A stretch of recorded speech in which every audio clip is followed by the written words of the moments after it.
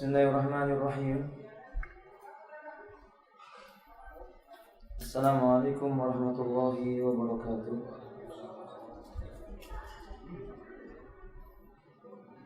Innal hamdalillah nahmaduhu wa nasta'inuhu wa nastaghfiruh wa na'udzu billahi min shururi anfusina wa min sayyiati a'malina. Man yahdihillahu fala mudilla lahu wa man yudlilhu fala hadiya lahu. Asyhadu an la ilaha illallah wahdahu la syarika lahu wa asyhadu anna Muhammadan abdullahi wa rasulullah. Allahumma shalli ala Muhammadin wa ala alihi wa ashabihi wa man tabi'ahum bi ihsanin ila yaumiddin, amma ba'du. Ya ayyuhalladzina amanu taqullaha haqqa tuqatih wa la tamutunna illa wa antum muslimun. Wa ba'du, fa inna asdaqal hadithi kitabullah wa khairul hadi hadi Muhammadin sallallahu alaihi wa alihi wa sallam. Wa syarrul umuri muhdatsatuha. Inna kulla muhdatsatin bid'ah wa kulla bid'atin dhalalah wa kulla dhalalatin fin-nari. Ikhwati rahimani wa rahimakumullah. Adapun yang pertama, kita memuji Allah Ta'ala atas nikmat yang diberikan oleh Allah pada hari ini. Nikmat menempuh hidup di dunia dengan agama yang mulia, agama Islam, yang dengannya seorang hamba akan sampai kepada surga, yang dengannya keridhaan Allah akan menjumpainya. Karena Allah telah menyebutkan innad dina indallahil Islam. Sesungguhnya agama yang diridhai oleh Allah adalah Islam. Agama yang diterima di sisi Allah adalah Islam. Maka pegangilah Islam ini sampai kematian itu menjumpai kita. Allah berkata kepada kita, kepada manusia, wa'bud rabbaka hatta ya'tiyakal yaqin, dan sembahlah Rabbmu sampai datang kepadamu al-yaqin. Sebagian ahli tafsir mengartikan al-yaqin maknanya adalah al-maut. Maka Allah pun berpesan, wala tamutunna illa wa antum muslimun, dan janganlah kamu meninggalkan kehidupan dunia ini sedangkan kamu dalam keadaan beragama Islam. Akhi fillah, tidak akan merugi orang yang berpegang dengan Islam, tidak akan sesat orang Islam yang berpegang dengan Islam yang benar. Yang Nabi berkata, taraktu fikum alal baydai lailuha kanahariha la yazighu anha illa halik. Aku tinggalkan kalian di atas cahaya putih bersih, tidaklah orang menyimpang darinya kecuali orang itu pasti akan binasa. Artinya Nabi berpesan, pegangi Islam ini. Kalian berpegang dengannya, Allah berikan kemuliaan bagi diri kalian. Al-Islam hiya sunnah. Al-Islam huwa sunnah wa sunnatu hiya al-Islam. Islam itu adalah as-sunnah. Sunnah itu adalah Islam. Tidak boleh manusia keluar dari perkara ini. iltizamu bisunnah amrun wajib. Berpegang teguh dengan sunnahnya Nabi SAW sebagai orang Muslim fardu ain, bukan fardu kifayah. Qala alaihi salatu wassalam, alaikum bisunnati, atas kalian berpegang dengan sunnahku, wa sunnatil khulafa'ir rasyidin al-mahdiyyin min ba'di, dan berpegang teguh juga dengan sunnahnya para khulafa ar-rasyidin, mereka adalah orang yang mendapatkan petunjuk sepeninggalku. Abdu 'alaiha bin nawajib, gigitlah sunnahku itu dengan gigi gerahammu. Ada yang mengatakan gigi taringmu, karena ini jalan satu-satunya untuk bisa selamat. Saya kunu fi akhir zamani al-mutamassiku bidinil islami kaqabihi alal jamari. Akan datang satu masa orang-orang yang berpegang dengan agama Islam ini seperti orang yang sedang memegangi bara api. Dia butuh kesabaran, dia butuh menahan panasnya bara api itu. Tapi akhir dari kebaikannya itu berbalas dengan kebaikan pula. Bada al-islamu gharib wa sayaudu gharib kama bada fatuba lil ghuraba. Islam bermula dengan sesuatu yang asing, kelak Islam kembali menjadi terasa asing. Allah berikan kepada orang yang asing dalam beragama itu sebuah pohon yang disebut dengan tuba. Tuba lil ghuraba, pohon tuba bagi orang yang asing dalam beragama ini nanti di surga. Tahukah Anda surga? Ketika Nabi SAW menyebutkan tentang kenikmatan surga, didatangkan di hari kiamat seorang yang tidak pernah merasakan kenikmatan dunia, seolah-olah begitu keadaannya. Maksudnya sengsara terus, menderita terus. Lalu Allah memasukkan ke dalam surga satu kali celupan. Fayusbihu Allah Ta'ala fil jannati islam. Satu kali celupan masuk surga langsung diangkat. Lalu ditanya, hal tajidu fiha syarr? Apa kamu menjumpai di surga itu ada kejelekan, kesedihan, kesengsaraan, keburukan? Oh, ia mengatakan ma wajadtu qat. Secuil pun gak ada, sedetik pun gak ada kesedihan, tidak ada keburukan, tidak ada kedengkian, kesengsaraan, tidak ada. Jarun nikmat, negeri yang kenikmatannya tidak pernah berputus-putus darinya. Negeri yang Allah berkata, innalil muttaqina mafaza. Sungguh bagi orang bertakwa Allah sediakan bagi mereka mafaza. Arti mafaza, sakhra'un wasi'atun laisa fihi syajaratul khat hatta yusbihullahu ta'ala sahibuha wa yuhallilu wa yuhamidullah wa yukabbiru. Ini sebuah padang yang sangat luas, tidak ada tumbuhannya. Tumbuh-tumbuhan, rumput-rumputannya itu akan tumbuh ketika pemilik tanah yang diberi oleh Allah kepadanya itu ia mengucapkan subhanallah, alhamdulillah, la ilaha illallah, Allahu akbar.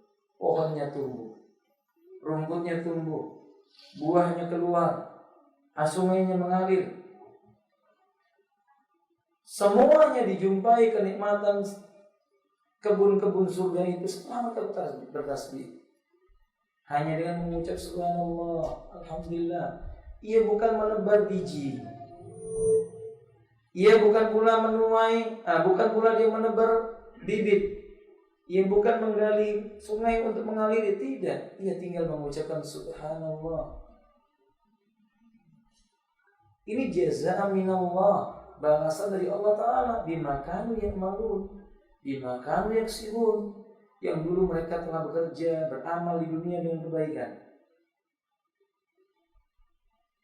Saudara kaum muslimin rahimani wa rahimakumullah, wajib berpegang dengan sunnah ini. Dengan Islam, apapun yang terjadi.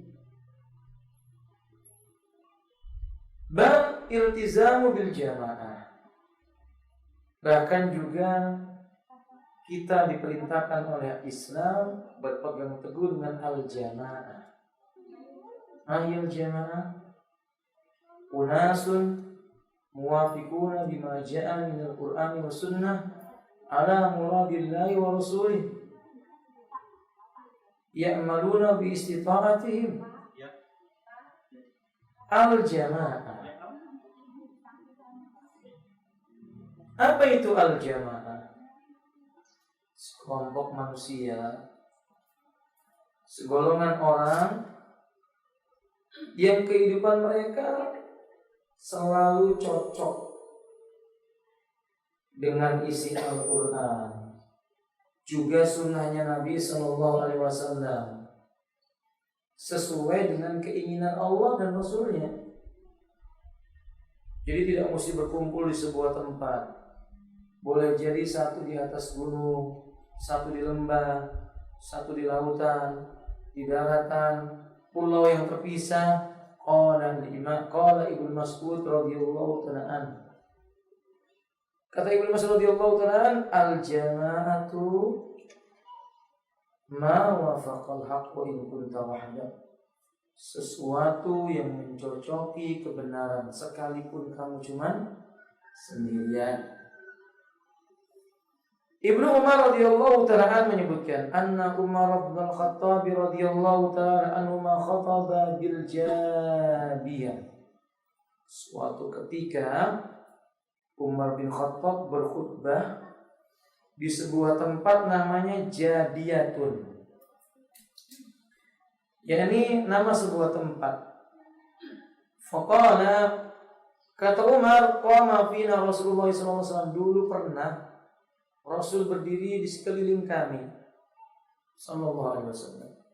Faqala, maka ia berkata, man arada minkum buhratal jannah, barang siapa di antara kalian menginginkan buhratul jannah, itu artinya surga yang paling indah, tengah-tengahnya surga, falyalzamil jamaah, maka hendaklah dia iltizam, berpegang dengan al-jamaah. Fa inna syaitana ma'al wahid, karena setan itu suka dengan yang menyendiri. Wa huwa ma'al minal isnaini abad, dengan dua orang makin jauh. Tiga orang apalagi, semakin banyak makin jauh dia. Sehingga salah satu jerat-jeratnya setan, manusia tidak mau berpegang dengan jamaah. Siapa yang dimaksud al-jamaah? Kama qala alaihi salatu wassalam, wa sataftariqu hadhil ummah ala salasin wa sab'ina firqah. Dalam riwayat Imam Tirmidzi, Nabi berkata, kelak umat ini akan pecah menjadi berapa? 73 golongan. Kulluha finnari, semua akan merasakan masuk ke dalam neraka. Illa wahidah, kecuali satu golongan saja. Qila man hiya ya Rasulullah, maka ditanyakan kepada Nabi, yang satu golongan enggak masuk neraka ini siapa ya Rasulullah?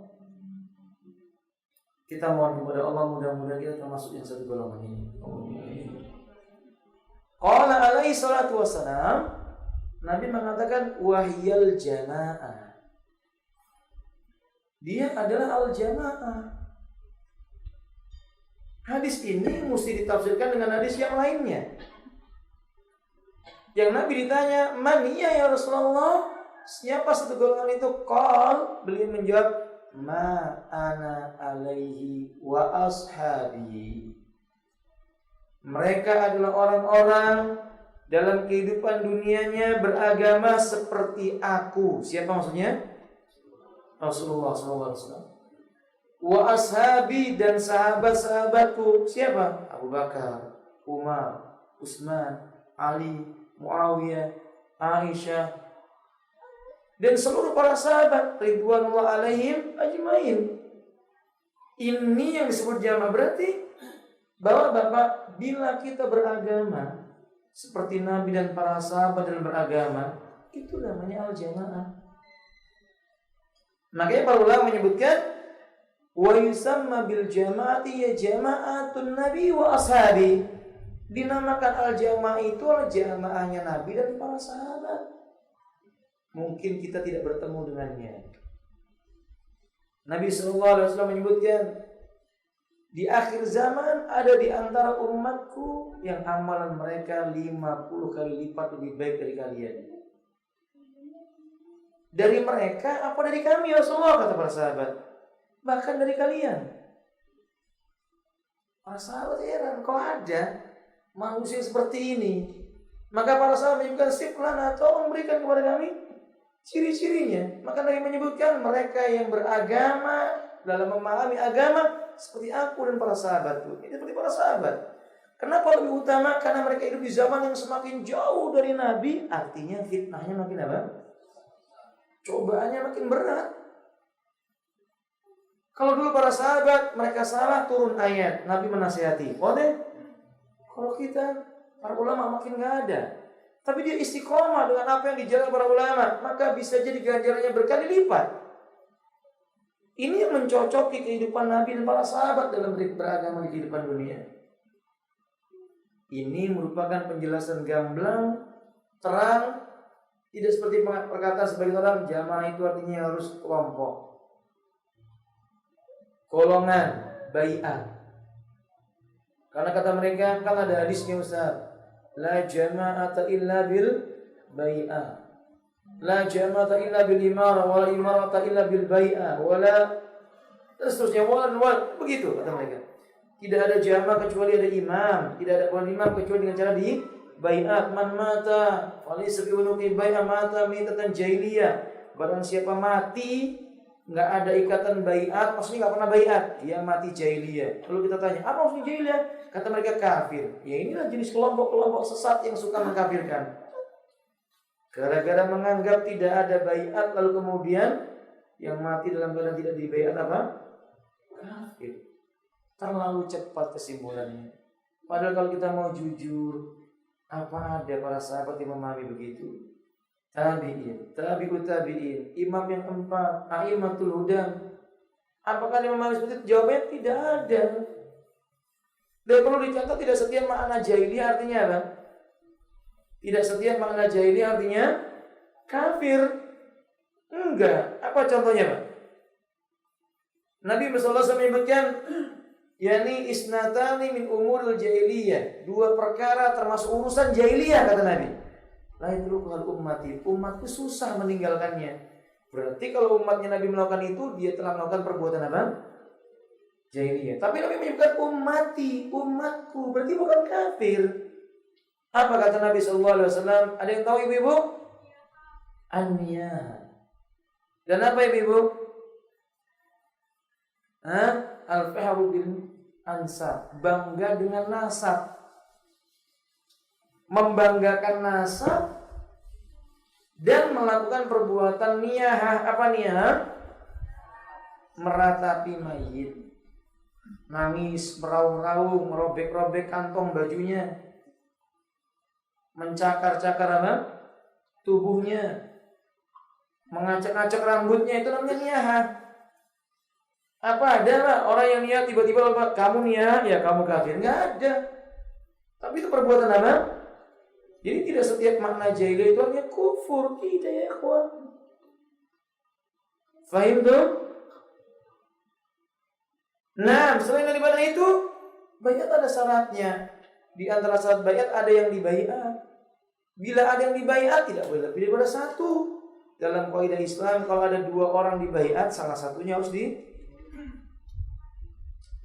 diapa? Diapakan ibu-ibu? Dibunuh. Nah, ibu-ibu sudah berani ngomong dibunuh nih ya. Nah, diperangi sampai dia mau kembali. Nah, di negeri kita ini Masya Allah, tiap-tiap kelompok ada apa namanya? Imam yang harus dibaiat, LDI misalnya, ada pimpinannya dibaiat. Jamaatul Muslimin, ada pimpinannya yang juga dibaiat. ISIS, ini ISIS atau ISIS ini Pak? Ada pimpinannya yang dibaiat. Dan banyak lagi yang lainnya dibaiat. Lah kalau misalnya dua ini aja, kita harus katakan kepadanya mana dulu nih yang mau dibunuh, kan gitu. Ini kesalahpahaman. Dalam hal ini satu mengatakan, oh kami lebih tua, satu mengatakan, oh kami sudah punya negara, satu lagi kami punya tentara. La haula wala quwwata illa billah. Ini membuat orang menjadi berpecah belah. Ini membuat orang tidak berpegang dengan al-jamaah. Kullu hisbin bima ladaihim farihun. Tiap-tiap kelompok terhadap apa yang ada di sisi mereka itu berbangga-bangga. Hudzaifah bin Yaman ketika bertanya kepada Nabi tentang bagaimana seandainya kami menjumpai fitnah seperti itu, fitnah manusia berpecah belah, apa kata Nabi? Utruku kullal jamaat. Semua jamaah yang ada itu tinggalkan, karena itu jamaah batil, kembali kepada Allah dan Rasulnya dengan pemahaman para sahabat. Utruki kullal jamaah, tinggalkan semua jamaah itu. Abdu alaihi bin nawajid, pegang teguh dengan gigi kamu sunnahku. Sunnahnya siapa? Rasulullah sallallahu alaihi wasallam. Kata beliau, wa an Ibnu Mas'udin qala, dari Abdullah Ibnu Mas'ud radhiyallahu ta'ala beliau berkata, khatta Rasulullah sallallahu alaihi wasallam khattan biyadihi. Suatu ketika Rasulullah sallallahu alaihi wasallam itu menggaris dengan tangannya. Ini ada para sahabat, beliau membuat garis di bumi dengan tangannya, satu garis lurus. Summa qala, setelah itu beliau mengatakan, hadza sabilullahi mustaqiman. Ini adalah jalannya Allah yang lurus. Beliau membuat sebuah perumpamaan. Ini nasihat, Pak.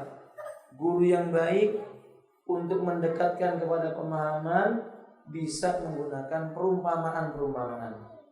Kalau kita ngajarin istri, ngajarin anak, gunakan perumpamaan yang mudah ditangkap oleh murid kita itu. Nabi menggambarkan sebuah perumpamaan, kalau ada sebuah jalan itu lurus satu, ya ini jalannya Allah, cuma satu. Maksudnya apa? Ini tafsirnya banyak. Satu, agama yang benar itu cuma satu. Nggak mungkin semua agama benar. Saya ulangi Pak, semua agama benar itu nggak mungkin. Agama yang benar cuma satu. Jadi kalau ada orang mengatakan semua agama benar, itu kan cuma jalan, toh tujuannya sama-sama beribadah. Nah ini justru beda. Ibadah yang bagaimana dulu? Kalau ibadah mengandung kesyirikan, itu bukan agama yang benar. Kalau itu ibadah yang mengesahkan Allah Ta'ala, perlu dilihat caranya lagi. Kalau caranya menurut fulan, alan, zaidan nggak benar, sampai menurut caranya siapa? Rasulullah SAW. Kalau begitu yang benar cuma apa Pak? Bukan paling benar, yang benar. Kalau paling benar, berarti masih ada yang benar. Iya atau tidak? Jangan takut loh Pak. Nanti ngomong begini takut. Benar ya. Jadi agama yang benar berarti selainnya tidak benar. Agama apa yang benar? Islam. Inna dina indallahil Islam. Sesungguhnya agama yang benar di sisi Allah itu Islam. Sehingga cuma satu. Kedua Bapak, tafsir maksudnya ini jalan Allah yang lurus, itu disebutkan sabil, bentuknya tunggal, garisnya cuma satu. Menunjukkan kebenaran tidak berbilang. Cara memahami agama yang benar juga cuma satu. Bagaimana caranya? Yang Allah katakan dalam Al-Quran, wa may yushakkikir rasula min ba'di ma tabayyana lahul huda wa yattabi' ghayra sabilil mu'minina. Nuwallihi ma tawalla wa nuslihi jahannama wa sa'at masira. Kita akan gunakan ayat ini dengan pemahaman kebalikannya. Ketika Allah mengatakan barang siapa yang dia menyakiti atau menyelisih Rasul, siapa? Muhammad sallallahu alaihi wasallam. Dan dia mengambil jalan selain jalannya orang beriman. Siapa orang beriman ketika itu? Di zamannya Nabi orang beriman siapa ya Ibu? Sahabat. Kami biarkan dia akan berpaling dalam kesesatannya. Kemana dia akan berpaling? Lalu kami akan jerumukan dia ke dalam neraka jahanam. Jahanam itu seburu-buru tempat untuk apa? Kembali. Berarti pemahaman balik mau mukhalafah ayat ini, barang siapa dia meniti jalannya Nabi, mencocoki sunnahnya Nabi, mengikuti jalannya para sahabat dalam memahami sunnah Nabi, kami akan bimbing dia kepada jalan yang lurus dan dia akan terjauh dari jahanam. Berarti masuk ke mana ini, Pak? Surga Allah Ta'ala. Pemahaman baiknya demikian. Berarti pemahaman yang benar dalam beragama cuma melalui pemahaman yang para sahabat. Sehingga Bapak, seandainya kita mempelajari agama Allah ini, kita jumpai ayat dan hadisnya, lalu kita baca dan kita pahami, pemahaman kita beda dengan yang dipahami oleh para sahabat, saat itu wajib bagi kita tinggalkan pemahaman kita, ambil pemahaman siapa? Sahabat Nabi SAW. Contohnya, mungkin tiap kita sudah memahami dan mengerti tentang wajibnya menutup aurat. Kemudian kita memahami ayatnya, memahami hadisnya, sekian banyak dalil-dalilnya, bahwa kesimpulannya kita wajib menutup aurat. Cuma kita pahami dengan akal kita, aurat itu yang mana? Oh, kemudian kita berpikir aurat itu bagian yang ini, bagian yang itu, perempuan ini yang aurat, yang begitu tidak. Syarat menutup aurat bagaimana? Menurut kita begini. Dilihat bagaimana menurut para sahabat. Mana sih batas aurat? Oh, sahabat Nabi memahami dari Nabi SAW bahwa yang disebut dengan aurat itu batasnya dari pusar sampai mana? Bagi laki-laki. Perempuan mana auratnya, Bu? Seluruh tubuhnya. Kecuali mereka berbeda pendapat pada bagian apa? Wajah dan ini dikembalikan kepada para sahabat. Benar sudah seluruh tubuhnya. Kemudian ibu-ibu memahami, oh kalau gitu seluruh tubuh ditutupi. Tapi ternyata ibu-ibu memahaminya yang penting ketutupan kain. Cuman ngapret, tahu ngapret, Bu? Apa bahasa Jawa Indonesianya? Sempit, ketat begitu. Ketutupan kain cuma nempel semua. Kalau kotak ya bentuknya kotak dia. Kalau bulat ya bulat lah dia. Lalu pakai apa namanya kerudung yang dililit-lilitkan di mana? Lehernya. Biar kelihatan panjang lehernya itu. Mungkin begitu. Lalu wah ini hijab. Pemakainya disebut dengan pemakainya dikenal dengan grup apa? Hijaber. Nah kita tinggal lihat sahabat-sahabat gimana, istri-istrinya Nabi gimana. Karena istri Nabi udah pasti masuk mana? Surga. Para sahabat secara umum mereka adalah orang yang dijamin masuk surga. Apa ada yang mereka itu melilit apa? Leher misalnya. Atau ada enggak ya riwayat, oh misalnya sahabiah ini bentuknya bulat, kotak kelihatan. Enggak ada ternyata. Berarti kita harus kembalikan pemahamannya kepada siapa? Sahabiah. Oh mereka kan belum paham kecantikan. Kata siapa? Saking pahamnya mereka itu dengan sebutan cantik. Wanita itu di zaman Nabi dan para sahabat kalau cantik digelari dengan apa? Ummu Jamil. Berarti terkenal paling cantik banget. Wis. Kelas. Ya saya nggak tahu tauhidnya bahasa Indonesia ya gitu ya. Maka lihat seperti mereka paham. Mereka paham tentang cantik, tapi mereka mengerti bagaimana menggunakan apa? Kecantikan menurut timbangan apa? Syariat Allah. Ini mana? Hada sabilullah mustaqiman. Ini loh jalannya Allah itu cuma satu. Jadi pahami agama ini dengan jalan, nggak boleh dengan pemahaman yang banyak. Kalau manusia setiap kita diberikan kebebasan memahami agama, lalu berkata, hum rijal, wa nahnu rijal. Emangnya siapa sahabat? Dia laki-laki, aku juga laki-laki. Beda. Sahabat Nabi disebut nama-namanya dalam Quran. Kita laki-laki yang nggak disebut nama kita. Dalam Quran dan Sunnah Nabi SAW. Jadi kita nggak sama dengan para sahabat. Jangan coba-coba kita berijtihad menurut kita. Kalau masih ada perkataan para sahabat, ambil perkataan para sahabat, tinggalkan perkataan kita. Fahim dong? Qala summa qatta an yaminihi wa shimalihi summa qala. Kata Ibnu Mas'ud radhiyallahu ta'ala, kemudian beliau menggaris lagi garis-garis yang banyak. Letaknya di kanan dan kiri garis yang lurus, di garisnya lurus, lalu Nabi garis lagi kanan kiri kanan kiri kanan kiri gitu. Faham maksudnya Bapak? Nah, lalu setelah itu beliau membaca firman Allah Subhanahu wa taala lalu beliau mengatakan hadis subul, ini yang kanan dan di kiri namanya subul. Subul itu kalimat jamak dari sabil. Ini jalan-jalan yang banyak. Laisa minha sabilun illa alai syaitan. Tidaklah pada tiap jalan yang banyak ini melainkan padanya ada setan. Yad'u ilahi, yang jadi dai ngajak ke jalan itu. Menyeru supaya orang melewati jalan ini.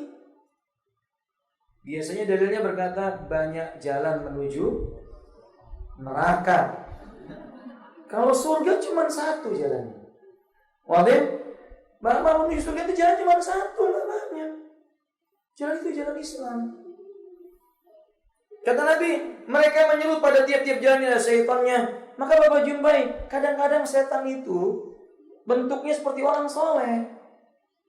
Bisa nggak Pak setan menyerupai orang soleh? Bisa nggak Pak setan menyerupai bentuk Nabi? Tidak. Bisa nggak setan mengaku Nabi? Hati-hati loh ini. Setan mengaku Nabi bisa nggak? Bisa. Tapi menyerupai jasad Nabi? Tidak bisa. Karena kadang-kadang setan mengaku Nabi.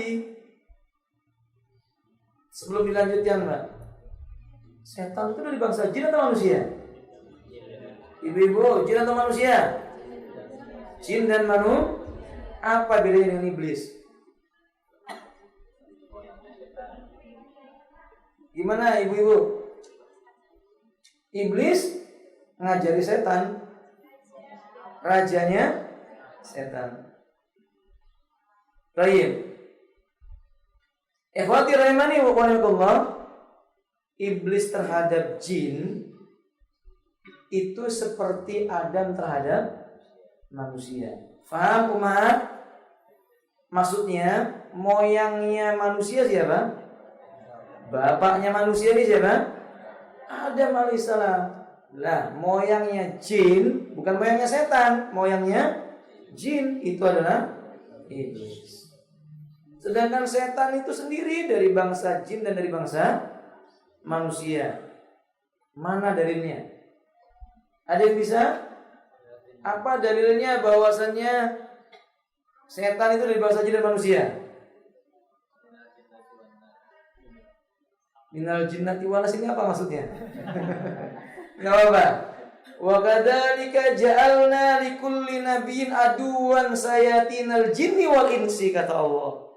Demikianlah kami telah menjadikan tiap-tiap nabi itu ada musuh setan dari bangsa jin dan manusia. Imam Asy-Syaukani dan yang lainnya mendefinisikan arti setan, kullu ma yasuddun nasi an dzikrillah. Tiap-tiap sesuatu yang menghalangi manusia mengingat Allah. Tiap orang yang menghalangi orang beribadah kepada Allah saja, itu disebut dengan setan. Syaitan. Ustaz, ada orang dinamakan syaitan, parah itu sudah. Yang ngasih nama itu salah itu ya. Syaitan, bukan syaiton. Beda syaiton dengan syaitan. Syaitan ya setan. Wadah. Kemudian kita lanjutkan. Kemudian Nabi ketika itu mengatakan dengan firman Allah, wa anna hada sirati mustaqiman fattabi'uhu wa la tattabi'us subula. Allah berfirman di dalam Al-Qur'an surah Al-An'am ayat 153. Ini adalah jalanku yang satu, ikuti jalan ini. Jangan kamu ikuti jalan-jalan yang banyak itu, fatafarraqu bikum an sabili. Kalau seandainya kamu ikuti jalan yang banyak itu, kamu akan berpecah belah, memisahkan dari jalan yang lurus itu. Paham itu ya, Pak? Kalau kaum muslimin tidak mengambil pemahamannya para sahabat, akan berpecah belah. Jadi Bapak, ahlu sunnah itu menyatukan, bukan memporak-porandakan. Nggak mungkin sunnah Nabi ngajak orang bercerai-berai. Sunnah Nabi itu membuat kaum muslimin menyatu di atas agama yang hak.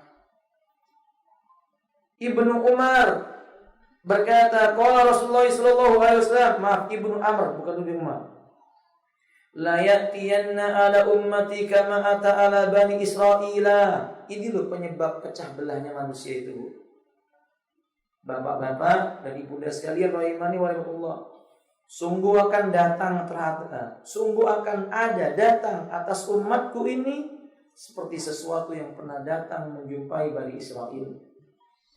Hadwan na'li bin na'li, sejengkal demi sejengkal. Maksudnya akan ada di antara umat ini ikut-ikut kondisinya Bani Israel, niru gaya mereka.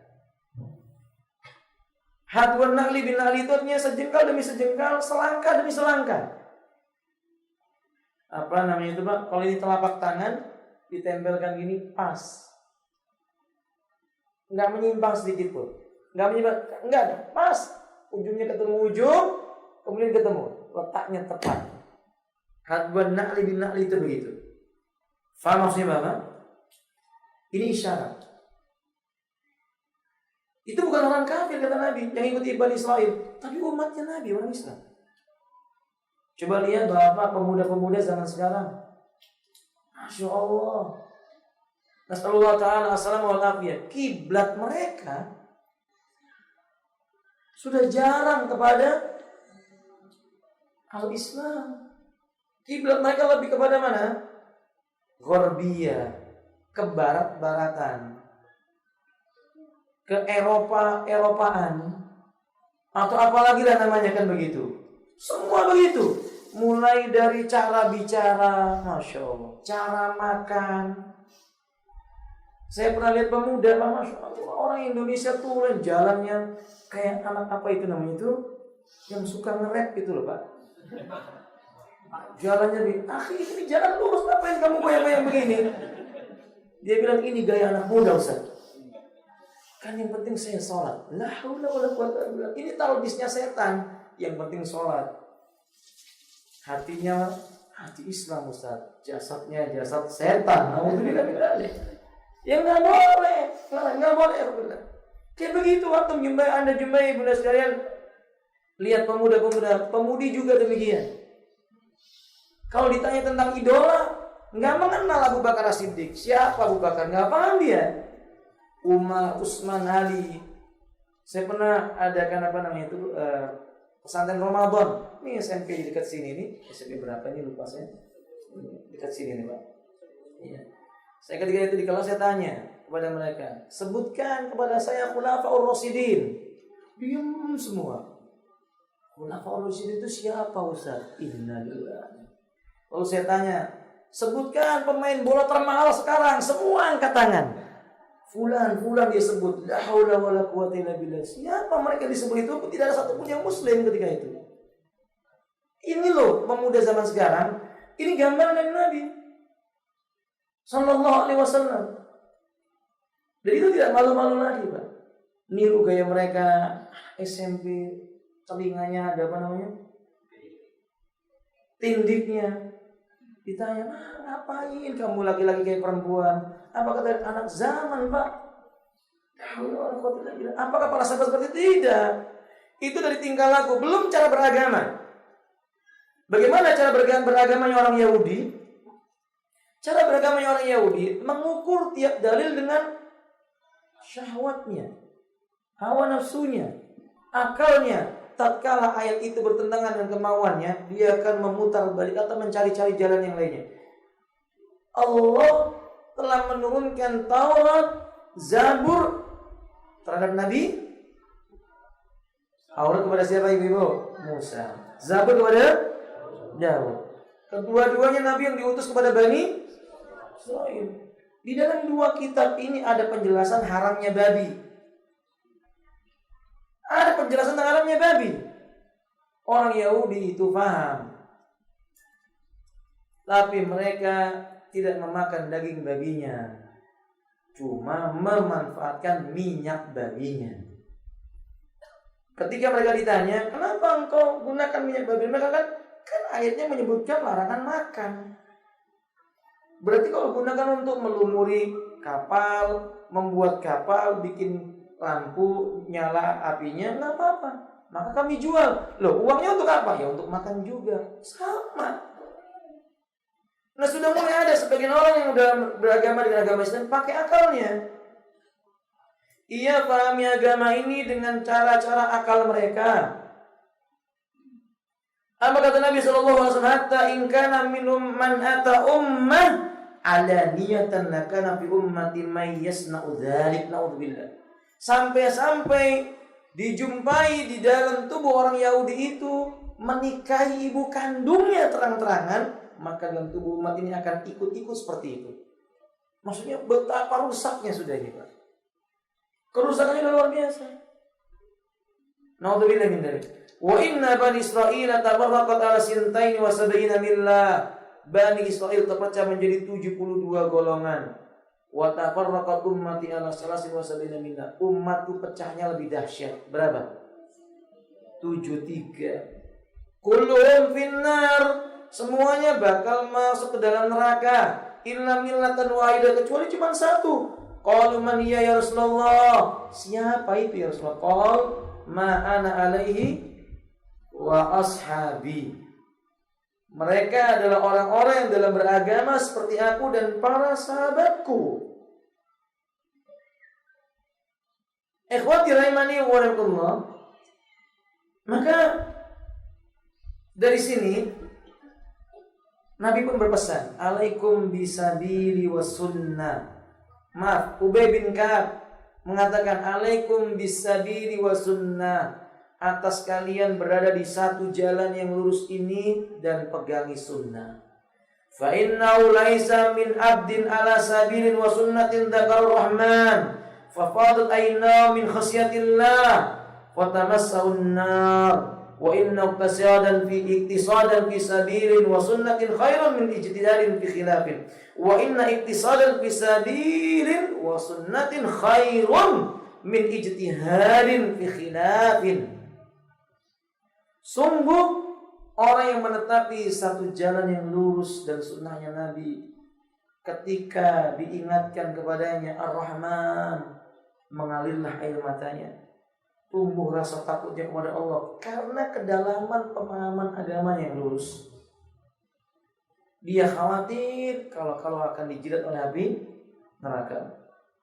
Sungguh kata beliau, seorang yang menetapi agama yang lurus ini, di atas sunnah Nabi ini, walaupun amalnya dikit tapi sunnah, lebih baik daripada kesungguhan jumlahnya banyak ternyata perkara itu tidak sunnah.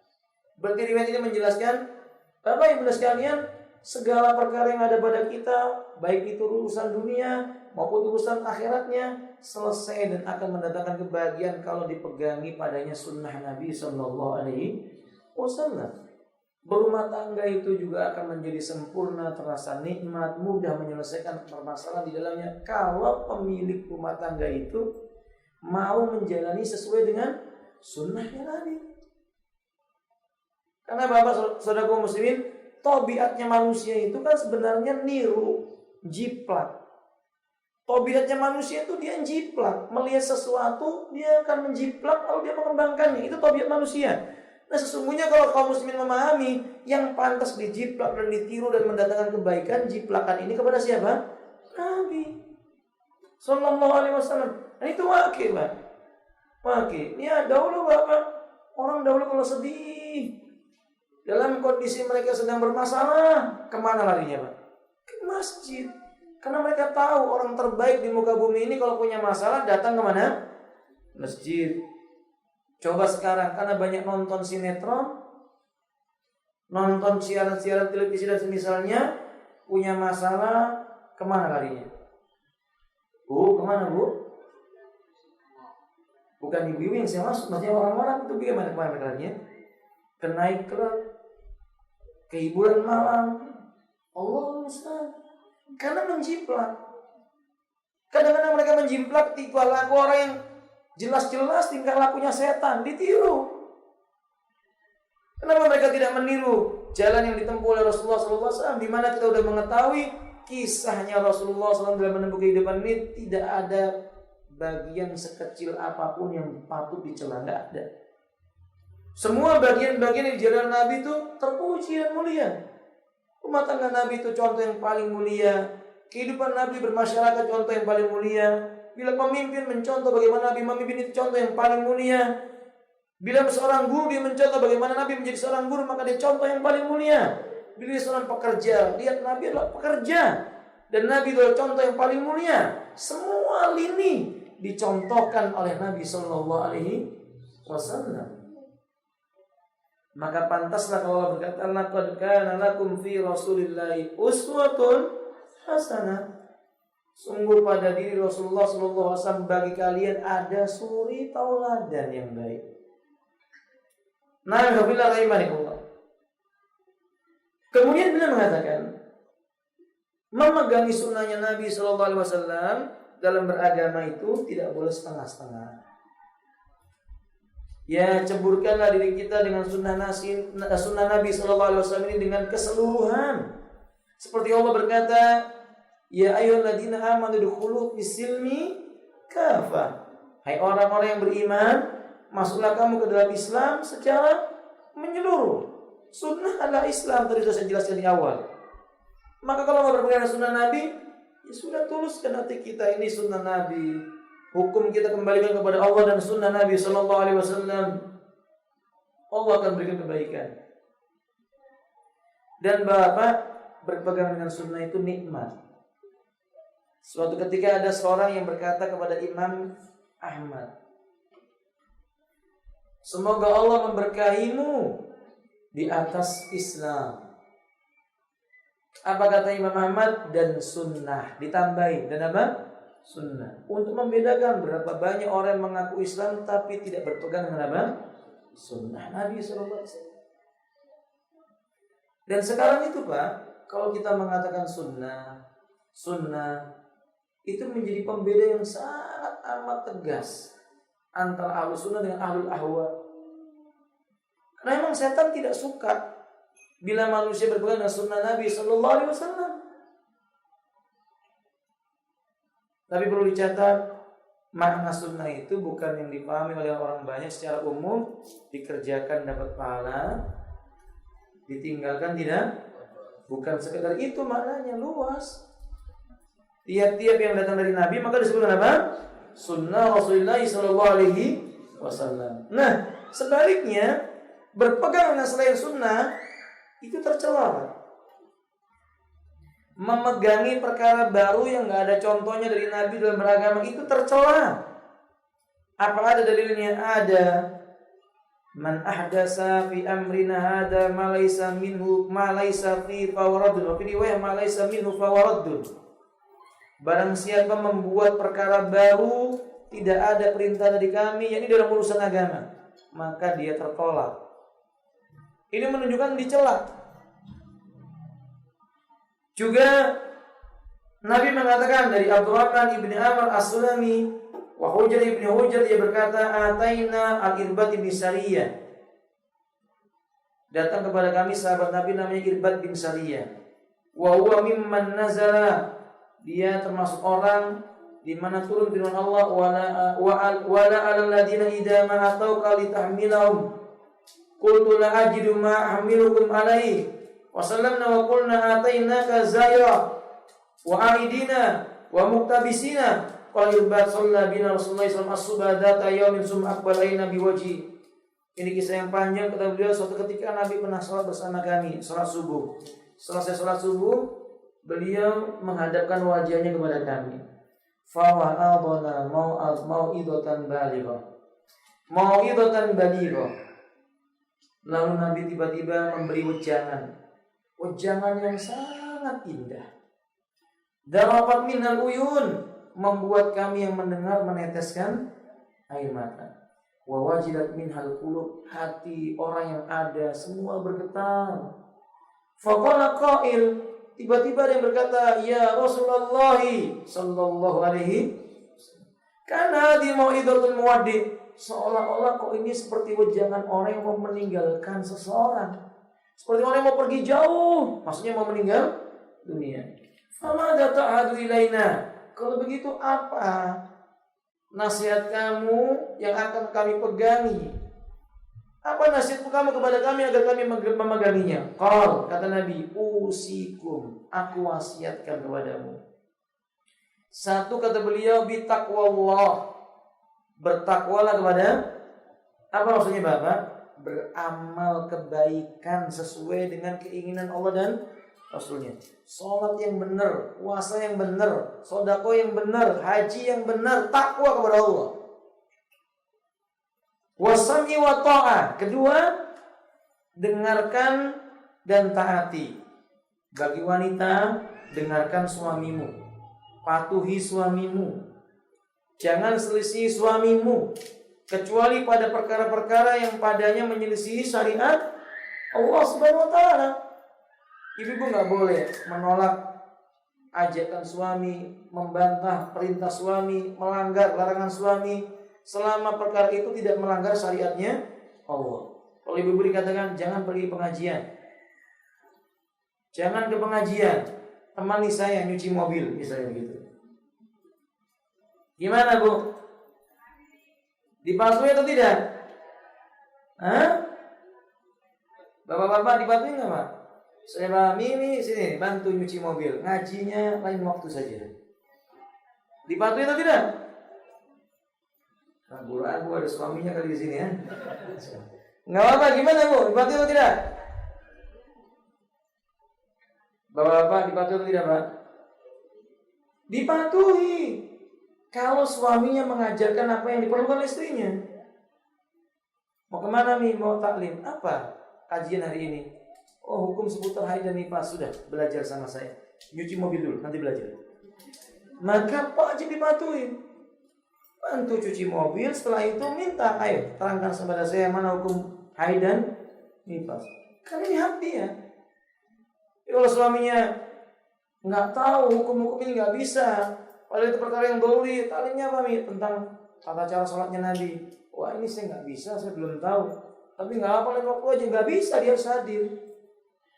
Ajakan suaminya boleh ditolak karena perintah Allah Ta'ala lebih didahulukan. Perintah Allah apa? Aqimus shalah, tegakkan oleh Muhammad. Kata Imam Syafi'i, la yumkinu rajul ayyuqima salatul ladzi amara Allah Ta'ala alaiha illa biilmin. Tidak mungkin manusia bisa menegakkan salat yang diperintahkan oleh Allah kecuali dengan mengetahui apa? Ilmunya. Berarti belajar ilmu tentang salat perintah Allah, wajib. Faham ya Fadi? Kalau kita sebagai rakyat kepada pemerintah kita, selama pemerintahan itu muslim, mungkin dia fasik, suka berbuat dosa, zalim bahkan, seperti yang ada pada Hajjaj bin Yusuf di zamannya Abdullah bin Umar. Didengarkan perintahnya, selama perintahnya tidak melanggar apa? Bapak Ibu, Imam Ahmad itu pernah dilarang dakwah. Di masa beliau hidup, ada fitnah yang mengatakan, ada sebuah pendapat menyimpang, ini kufur pendapat ini, mengatakan Quran itu makhluk.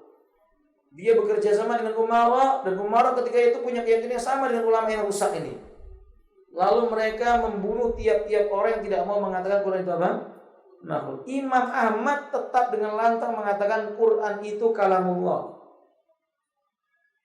Maka pemerintah ketika itu melarang, kamu nggak boleh dakwah di masjid, bahkan nggak boleh dakwah di rumah. Tapi muridnya Imam Ahmad yang sekian ribu manusia itu nunggu di depan pintu rumahnya Imam Ahmad. Semua megang surat, kertas dan pena. Nunggu apa fatwanya Imam Ahmad nih. Kalau Imam Ahmad fatwakan, kita berontak, semua berontak. Kalau Imam mengatakan bunuh, akan dibunuh. Dan ketika itu muridnya Imam mengatakan, mereka menunggumu wahai Imam. Apa kata Imam Ahmad? Apa kamu ingin aku menjadi sebab mengalirnya darah kaum muslimin? Maksudnya mereka jengkel, kok Imam Ahmad nggak boleh dakwah? Padahal dakwah ini kan wajib, Pak. Tapi ternyata di sana ada apa? Maslahat yang besar. Maka Imam tidak menyampaikan dakwahnya di rumahnya maupun di masjid-masjid. Kecuali tamu yang datang satu persatu bertanya, dia menjawab. Ini hikmah apa? Ahlus sunnah seperti itu, memandang maslahat yang lebih besar, menekan sekecil-kecilnya datangnya apa? Kemudaratan. Ahlus sunnah. Kadang kan kita nggak begitu. Kalau beliau wa in abdan habasian, walaupun yang memerintahmu itu seorang budak habsi. Ini kinayah, Pak. Pemimpinnya zalim, bahlul atau bodoh, kemudian dia tidak mengerti cara, ya rusak. Misalnya pemimpinnya kayak begitu, kayak seperti itu pun tetap lakukan. Kalau pemimpin berkata berhenti, jalan. Nah, fa innahu may ya'is ba'di wa fi riwayah may ya'is minkum ba'di. Sesungguhnya barang siapa di antara kalian nanti umurnya panjang. Maksudnya dia punya usia yang panjang, fasayara ikhtilafan katsira. Niscaya dia akan melihat ada perselisihan yang banyak. Fa'alaikum bisunnati wa sunnatil khulafa'ir rasyidin al-mahdiyyin min ba'di. Bila kamu jumpai itu, jalannya adalah pegangi sunnahku. Sunnahnya khulafa'ir rasyidin yang sepeninggalku. Mereka lah orang yang mendapat hidayah dari Allah Azza wa Jalla. Nabi sudah pesan jauh-jauh hari ini, Pak. Kalau kita ketemu perselisihan, lihat nih, Nabi gimana, sahabat gimana. Boleh jadi orang membawakan hadisnya begini, sahabat gimana memahaminya? Karena ada orang membawakan hadis pada hari ini, kemudian dipahami dengan pemahaman dirinya. Misalnya hadis Nabi SAW, Anas bin Malik menyebutkan, ketika Anas safar bersama dengan Nabi, lalu keluar dari kota Madinah, beliau masih bisa melihat atap rumah penduduk Madinah. Saat itu Nabi Shallallahu Alaihi Wasallam memerintahkan para sahabat sholat duhur cuma 2 rakaat, dan Nabi sholat bersama sahabat 2 rakaat. Jaraknya nggak jauh, ya sekitar 8-9 kilo saja. 8-9 kilo saja dari Madinah. Tapi udah keluar kota Madinah. Tujuannya Nabi jauh, cuman baru keluar kota Madinah. Sehingga Anas mengatakan, aku melihat atap penduduk kota Madinah dengan jelas dan gamblang. Berarti jaraknya belum jauh. Nabi memberlakukan hukum sholat apa ini, Pak? Sholat jam musafir dengan cara diapakan? Dikosor. Lalu orang datang belakangan di abad kita, di zaman kita, mungkin sekeliling kita. Dia berangkat dari rumah, pergi ke tempat kerja. Jarak rumahnya ke tempat kerjanya 10 kilo. Sholatnya kosor terus. Kosor terus. Bukannya kosor, jamak lagi. Jamak dan kosor. Ketika ditanya, loh Nabi kan cuma sekian fasah. Cuma 8-9 kilo saja. Dia salah paham. Nabi ini sudah niat perjalanan yang jauh. Belum sampai tujuannya masuk waktu, maka dia sholat. Kalau si bulan tadi tujuannya apa? Tujuannya apa? Kerja, bukan safar. Yang nggak tepat kalau dia mengerjakan seperti Nabi mengerjakan. Ini namanya pemahaman yang salah. Bagaimana para sahabat memahami itu yang harus kita lakukan. Makanya Anas mengatakan, kunna ma'an Nabi fi safarin. Kami ini bersama Nabi sedang di perjalanan. Bukan kunna ma'an Nabi sallallahu alaihi wasallam ila masna'in. Kami bersama Nabi menuju kebun atau tempat kerja, tidak, tapi menuju ke sebuah perjalanan. Itu pemahaman para sahabat. Fahimtum ya ikhwati? Karena ada ikhwah yang bercerita kepada saya, teman kerjanya selalu begitu. Tiap selesai sholat duhur jamak lagi dengan kosor lagi. Nanti gitu ketika datang asar sholat lagi sama manusia. Ini kan amburadul fikihnya. Nggak datang dari imam ini, nggak datang dari imam itu. Ketika ditanya kan ada hadisnya. Kan ada hadisnya. Innalillahi wa inna ilaihi raji'un. Saya contohkan kepada bapak-bapak. Saya mau tanya kepada bapak. Hadis ini sahih. Yani al-habbatus sauda sifaun likulli dan habbatus sauda itu obat segala macam penyakit. Ana mau tanya sama bapak. Apakah semua penyakit cocok dengan habbatus sauda? Itulah hadisnya benar loh ini, Pak. Nabi mengatakan habbatus sauda itu adalah obat untuk segala macam penyakit. Maka ada orang sakit panas, oh habbatus sauda. Habbatus sauda. Ada orang kedinginan, habbatus sauda ya akhi, habbatus sauda. Ada orang lumpuh, habbatus sauda ya akhi. Stroke, habbatus sauda. Semua habbatus sauda. Benar atau benar nih, Pak? Benar atau salah, Pak? Ada yang ngomong salah. Ibu-ibu, benar atau salah? Kenapa salah? Hadis loh. Ini kok diem sih, saya kayaknya nggak semangat. Gimana ibu-ibu, kenapa ngaco? Kenapa salah? Bukan itu. Ada hadis yang lainnya. Idza wafaqa bi da'i. Kalau takarannya tepat mengenai penyakit itu, maka kan tepat. Maka sifat obat itu bermacam. Saya bukan tabib, Pak, tapi saya membaca kitabnya, Pak. Imam Ibnu Qayyim. Ini saudara kaum muslimin rahimahullah, benar obatnya habbatus sauda, tapi kapan kita gunakan kulitnya, kapan kita gunakan isinya, kapan kita gunakan minyaknya, takarannya berapa, kondisinya seperti apa, itu yang disebut dengan al-habbatus sauda sifaun likulli. Nah, habbatus sauda itu bisa menjadi obat bagi segala macam penyakit. Tapi sekarang enggak. Pokoknya kapsul habbatus sauda perasan pertama itu paling mantap sudah itu. Maka tiap penyakit minum gelap. Kelas habis umurnya, Pak, maksudnya. Innalillahi wa inna ilaihi raji'un. Ini yang perlu diperhatikan. Minyak zaitun, masya Allah, ayat menyebutkan wattini. Oh, sudah ayatnya top sudah. Maka kemudian penyakitnya apa, Bu? Zaitun aja sudah, percaya zaitun sudah. Barokah. Yang ini zaitun, yang itu zaitun, semua zaitun. Takarannya berapa? Kira-kira 2 sendok lah. Ya subhanallah ya ikhwan. Kan ada yang diminum sebelum makan, ada yang diminum tidak boleh makan. Ada yang diminum makan dulu baru meminumnya. Takarannya ada keterangannya. Ini yang disebut dengan tabib yang mengetahuinya. Serahkan pada ahlinya. Paham tuh ya, Pak? Paham tuh? Nah, ini contoh memahami nas dengan apa yang dipahami oleh para sahabat. Maka Bapak jangan heran, dulu para sahabat ada yang sakit cuma dikasih apa, Pak? Madu. Datang kepada Nabi SAW, perut saya sakit ya Rasulullah. Kamu punya madu? Ya, minum madu. Diminum madu. Ya Rasulullah, makin keluar. Maksudnya apa? Nah, maka kata Nabi SAW, minum madu. Ketiga kalinya masih sakit ya Rasulullah. Perutmu itu bohong, madunya benar.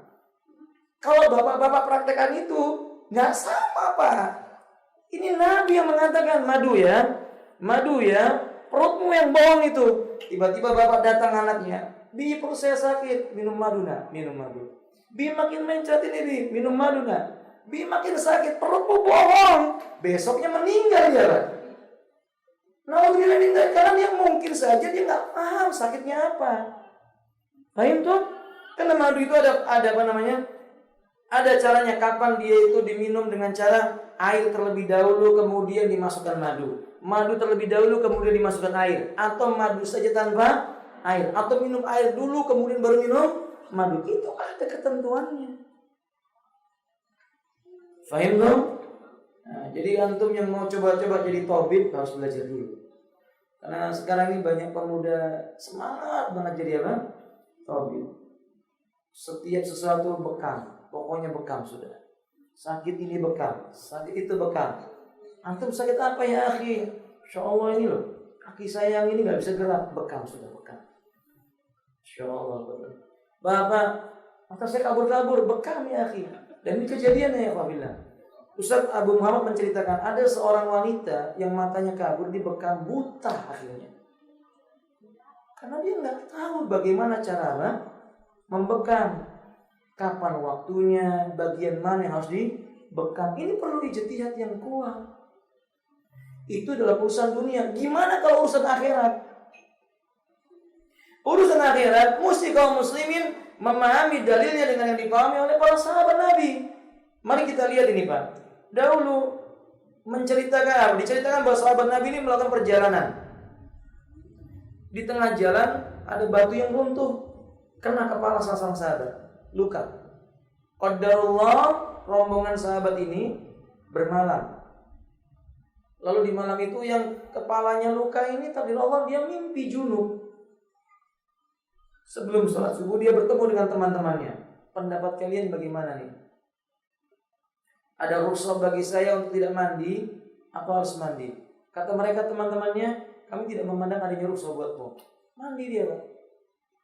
Diterima lafaz ini secara ditelan bulat-bulat, wah nggak ada rukhsah, mandi dia, disiram kepalanya. Kalau yang dipahami mandi janabah harus apa? Basah seluruh tubuh. Wa asaba ra'sahu bil ma' fahalaka, mati orang ini, meninggal dunia. Ketika perkara ini sampai kepada Nabi, Nabi berkata, qatalahumullah. Ia telah membuat orang itu mati, celaka mereka ini. Kata Nabi, kalau mereka tidak tahu, kenapa mereka tidak bertanya?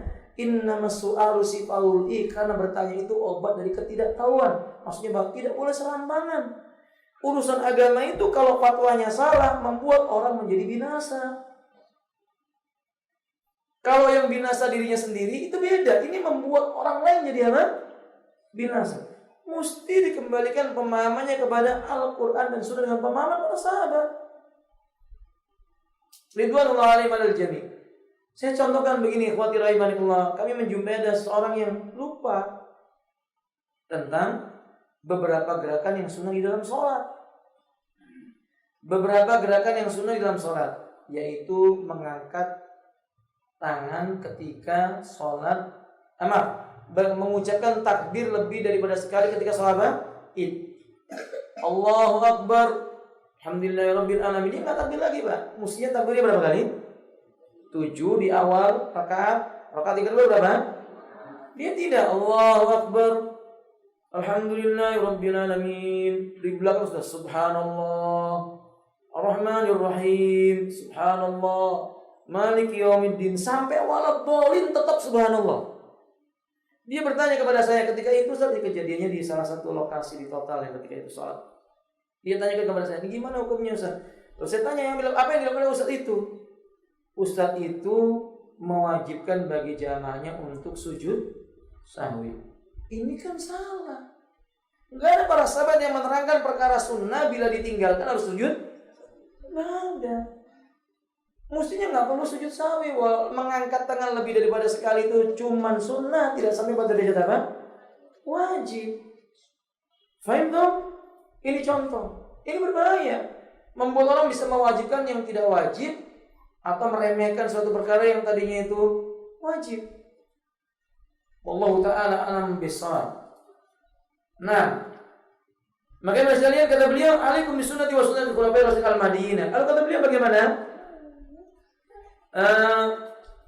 Tamassaku biha. Nah, ini menariknya Pak. Kenapa lafadznya pegangi sunnahku? Padahal tadi Nabi berkata kalian berpegang dengan sunnahku dan sunnah khulafa'ir rasyidin. Tapi Nabi berkata pegang erat-erat sunnahku. Kenapa begitu? Karena orang yang berpegang dengan sunnahnya Nabi pasti mencakup sunnahnya siapa?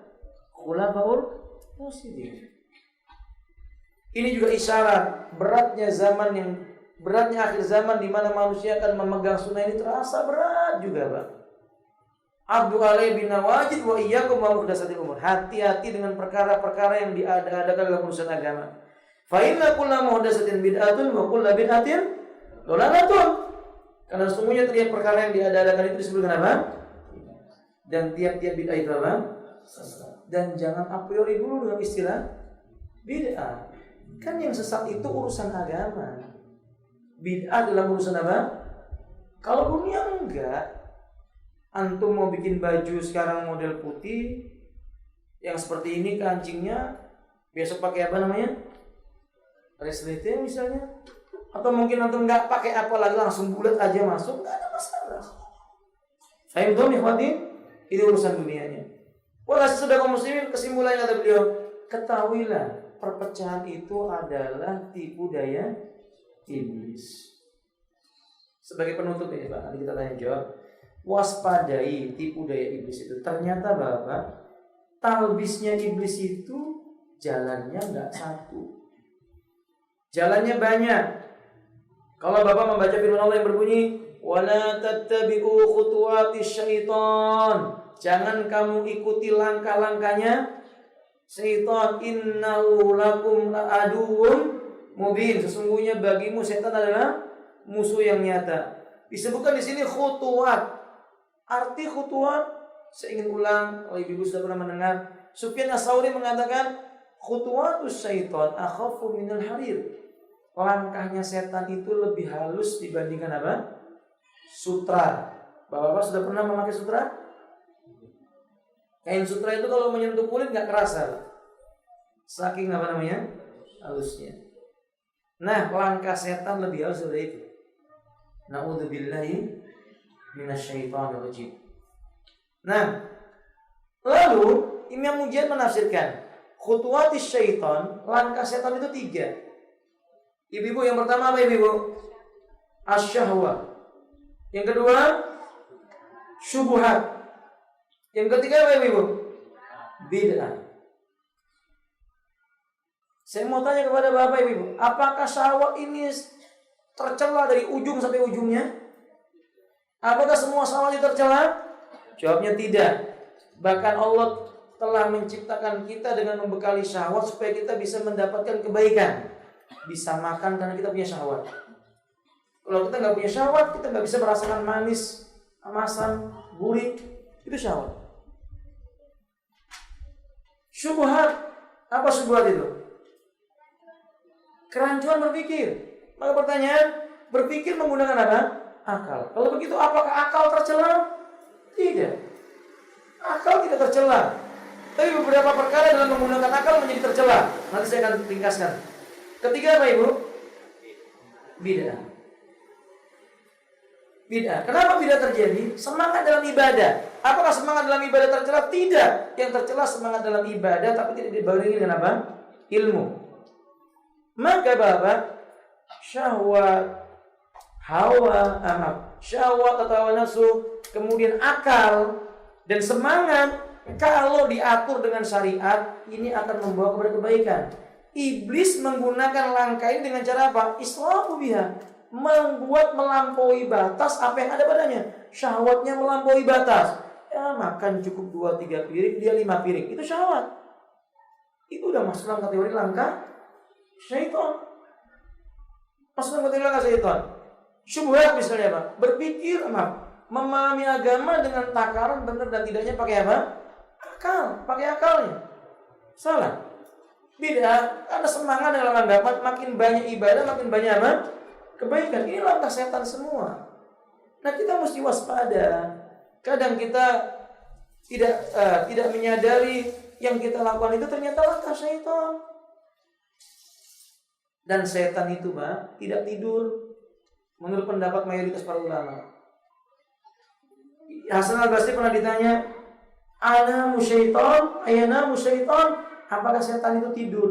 Wahai imam, kata beliau, kalau setan tidur, kita bisa tenang. Kalau setan tidur, nggak ada orang mimpi buruk.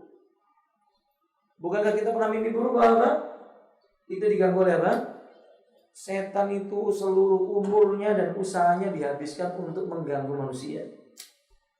Maksud saya dalam penjelasan ini, nah kalau kita pada hari ini santai-santai saja, menganggap kita udah baca Quran udah cukup, hadir majelis ilmu udah cukup, udah ketemu dengan si fulan yang soleh udah cukup, enggak cukup, Pak. Gangguan setan itu dari depan, dari belakang, dari kanan, dan kiri. Hanya saja Nabi tidak menyebutkan dari atas, karena memang Allah ada di atas. Setan bahkan mengganggu manusia dari bawah. Dari bawah ini zina. Ada yang menyebutkan dari depan dan dari belakang itu syahwat. Dari kanan dan kiri itu syubhat dan bid'ah. Nasallallahu ta'ala as-salamah wal afiyah. Dari depan maksudnya syahwat zina. Dari belakang maksudnya cinta dunia. Dari kanan dan kiri itu syubhat, kerancuan berpikir, salah dalam memahami agama. Ini dari kanan dan dari kirinya. Dan kebid'ahan yang tidak dari atas, karena di sana ada siapa? Allah Subhanahu wa taala. Nah, saudara muslim, sebegitunya semangat setan menggelincirkan manusia, karena setan tahu dia pasti masuk, maka dia cari teman. Maka saudara muslimin, kami berwasiat kepada diri kami dan kepada kaum muslimin semuanya. Maaf kalau kajian ini agak menyimpang dari kebiasaannya. Saya merasa dan memandang ini perlu disampaikan, supaya kita mempersiapkan diri kita dengan senjata yang cukup melawan setan. Berzikir dengan ilmu, beribadah dengan ilmu. Karena orang berilmu itu mengetahui langkah setan tidak. Sebab ahli ibadah belum tentu dia tahu langkah setan. Ini sebagai penutupnya, kisah yang disebutkan Nabi SAW, karena man qablakum, dulu ada kaum yang sebelum kamu. Abidun fi kanisati, ahli ibadah di tempat ia beribadah, kanisahnya, tempat ibadahnya mereka. Saya sebutkan terjemahnya Bapak. Ini di kalangan Bani Israil dulu ada satu manusia yang rajin ibadah, selalu di tempat ibadahnya, kemana-mana. Dia punya tetangga 4 orang, semuanya satu saudara, 1 wanita 3 laki-laki. Dan pekerjaan para lelaki ini berdagang. Suatu ketika mereka berhajat melakukan perjalanan yang jauh. Mereka tidak ingin membawa adik wanitanya karena jauh, khawatir. Mereka berpikir titipkan anak wanitanya kepada siapa? Ahli ibadah. Karena mereka merasa yakin ahli ibadah tidak akan berbuat apa? Nista. Kan pemikirannya simpel gitu Pak. Orang soleh. Kayak ibu-ibu bapak misalnya nitipkan anaknya pergi ke sebuah tempat gitu ya. Wah, anaknya mau pergi ke Jawa, kemudian ada temannya yang soleh mau pergi ke Jawa, ya saya titip anak saya. Ini mirip dengan ini Pak, mirip dengan itu. Ya, atau misalnya bapak, supirku kan soleh, lalu istrinya satu mobil dengan si soleh tadi misalnya, bukan Pak soleh ya, orang yang nggak soleh tadi itu. Ini salah, kenapa? Insya Allah aman lah, kan supirku apa? So, jenggotnya panjang, dahinya hitam, celananya cingkrang seperti itu. Ikhwan, ingat, setan itu begitu, menggoda. Maka ikhwati rahimanillah, kata Nabi SAW, ketika 3 orang ini melakukan perjalanan, qadarullah, wanita ini kena penyakit demam. Kena penyakit demam. Ya, ahli ibadah ini gak mau tahu dengan wanita itu semasa sehatnya. Ketika demam, setan berbisik, nanti kalau dia meninggal, kamu gak jenguk, mereka akan bertanya kepadamu, apa usahamu untuk mengobatinya? Dia berpikir, iya juga ya. Datang dijenguk. Perempuan sendirian dijenguk oleh siapa? Si ahli ibadah tadi, si soleh. Lalu kemudian dia cuma berkata, ya ini setan berbisik. Salah, coba tanya gimana keadaannya. Cuma tanya malu-malu, kaifahalu, apa kabar? Istajidu nafsaki, gimana kondisimu sekarang? Inilah setan lalu berbisik. Kemudian masuk. Maka wanita itu berkata, ya ini alhamdulillah, saya demam. Kata setan, mana tahu kamu demam atau enggak? Sebelum kamu apa? Pegang dia. Mulai ini sudah Pak setan. Kadang kan begitu Pak. Awalnya datang, gimana kabarnya Ukti? Udah mulai membaik Pak, alhamdulillah. Saya permisi dulu ya, besoknya datang lagi. Gimana kabarnya Ukti? Membaik, alhamdulillah. Jaga kesehatannya. Tadi kan 1 kalimat nih Pak. Datang yang kedua jadi 2 kalimat. Jaga kesehatannya ya Ukti ya, cepat sembuh. Ya syukron, jazakallah khair ya akhi.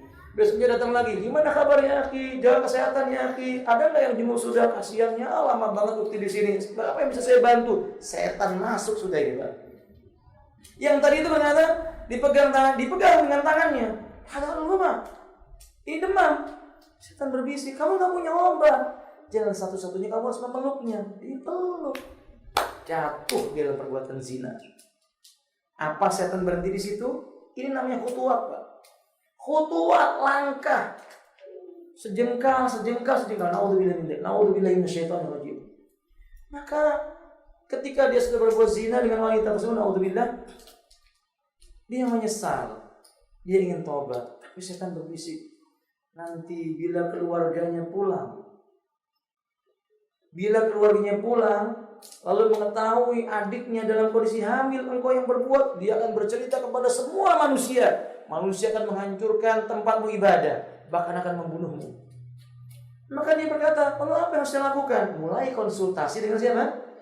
Setan. Begitu langkah setan, Pak. Apa kata setan? Uqtulha. Bunuh supaya dia nggak ngasih tahu. Lebih besar nggak dosanya, Pak? Lebih besar lagi, dibunuh. Masuk langkah berikutnya, ditanam dekat ia beribadah. Kemudian terdengar berita bahwa 3 orang keluarganya ini mau datang.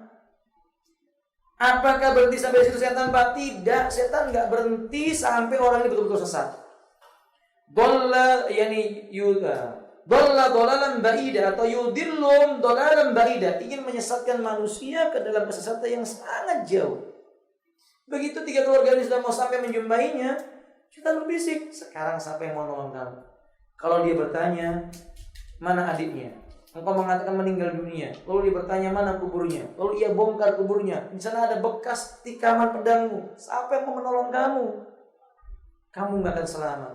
Lalu dia berkata, bagaimana dengan saya? Kamu tidak akan selamat sampai kamu berlindung dengan aku. Dengan siapa? Musyrik. Jatuh dan berbalan binasa. Itu gambaran langkah setan. Dari yang kecil terus sampai yang besar. Ini nasihat, Bapak, nasihat kepada diri saya, kepada saudara-saudara kaum muslimin dan muslimat. Hati-hati. Setan bukan tidak tahu dunia gadget, Pak, tahu. Setan mungkin lebih pintar daripada pemilik gadget itu.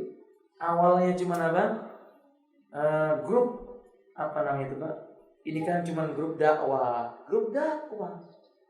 Cuman kirim hukum ini apa? Jawab dengan dalil. Masya Allah, Ustaz Fulan pakai dalil jawabnya. Tanya lagi.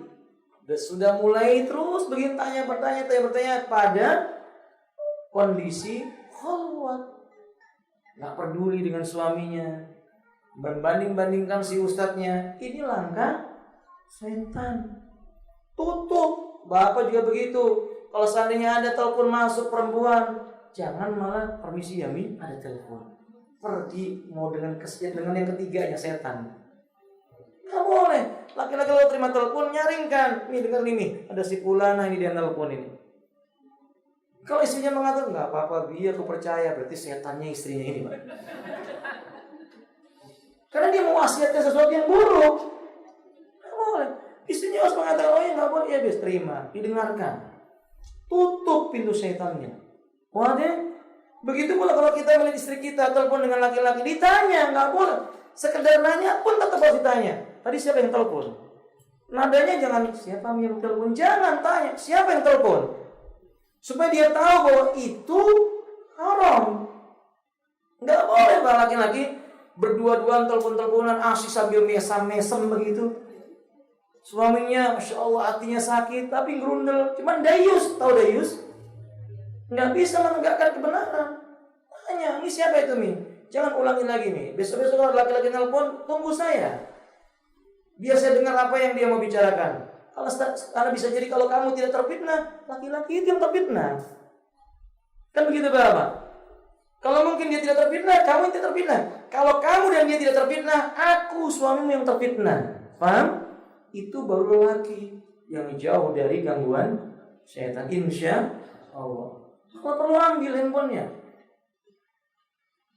diboikot. Paham? Jangan terima telepon kecuali telepon saya saja. Misalnya demikian. Kalau sudah sampai parah. Demikian Bapak, mudah-mudahan yang sedikit ini bermanfaat. Ingat, jalan keluarnya tadi Bapak, pegang teguh Islam dengan sunnah Nabi SAW. dan waspadai langkah-langkah syaitan. Mudah-mudahan yang sedikit bermanfaat. Kalau ada salahnya saya mohon maaf. Wallahu ta'ala a'lamu bishawab. Hadaikum isyarat. Mungkin ada nasihat buat saya ibu-ibu, ada kritikan atau ada pertanyaan, tafadhol. Barakallahu. Ada pertanyaan tentang keutamaan kurban. Ini dijadikan pertanyaan. Yang pertama, lebih baik sapi atau dilupakan? Lebih baik sapi atau dilupakan beberapa kambing? Artinya lebih baik sapi atau kambing gitu ya? Enggak, maksudnya kalau seharga sapi itu kambingnya itu bisa beberapa gitu. Terus kalau seandainya beberapa kambing itu kan berarti maksudnya nama keluarganya itu dia hanya satu keluarga, Ustaz. Baik. Alhamdulillah wassalatu wassalamu ala Rasulillah sallallahu alaihi wasallam. Mana lebih utama berkurban dengan sapi atau dengan kambing? Sebelum saya menjawab pertanyaan itu, ini sudah saya terangkan di pertemuan sebelumnya. Ada khilaf para ulama. Sebagian mengatakan sapi lebih utama karena urut-urutan hadis tentang orang yang datang ke masjid pada hari Jumat. Pendapat yang kedua mengatakan kambing karena Nabi berkurban dengan menggunakan kambing domba. Pendapat yang ketiga mengatakan sapi. Pendapat yang ketiga mengatakan yang lebih utama yang paling mahal. Kalau kambing paling mahal, lebih mahal dibandingkan sapi, maka kambing lebih utama. Pendapat yang keempat berpendapat yang paling bermanfaat dagingnya dan paling banyak. Sekarang begini ibu, kalau 7 kambing dengan 1 sapi, banyak mana dagingnya? Kalau ternyata lebih banyak apa? Daging kambing. Dan manusia di negeri itu lebih suka dengan daging kambing. Di masyarakatnya itu semua lebih suka daging kambing, Ustaz. Dengan 7 kambing dagingnya lebih banyak, berarti dia lebih utama. Paham? Wallahu a'lam bishawab. Pendapat yang rajih dalam masalah ini ibu-ibu, yaitu yang paling mahal. Karena tiap yang paling mahal biasanya paling banyak apa? Dagingnya. Dan yang paling mahal biasanya binatangnya lebih besar. Kalau begitu insya Allah sapi lebih apa? Afdal. Nah, kalau pertanyaannya Ustaz, kalau menyembelihnya itu apa disebutkan nama-nama keluarganya? Iya ibu, boleh disebutkan nama-nama keluarganya kalau misalnya ibu menyembelih sapi.